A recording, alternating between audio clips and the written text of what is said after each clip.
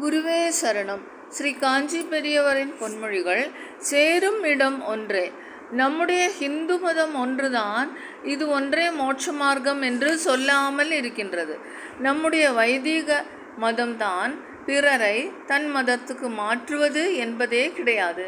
ஏனென்றால் ஒரே பரமாத்மாவை அடைவதற்கான பல மார்க்கங்களில் பல மதங்களும் என்றும் நம் முன்னோர்கள் நமக்கு நன்கு உணர்த்தி வந்தார்கள். ரயிலடியில் பிரயாணிகள் வந்து இறங்கியதும் ஜட்காக்காரன், ரிக்ஷாக்காரன், டாக்ஸிக்காரன் என்று பல பேர் வந்து சூழ்ந்து கொள்கிறார்கள். எவனுடைய வண்டியில் ஏறிக்கொண்டாலும் போக வேண்டிய இடத்துக்கு போய் சேரலாம்.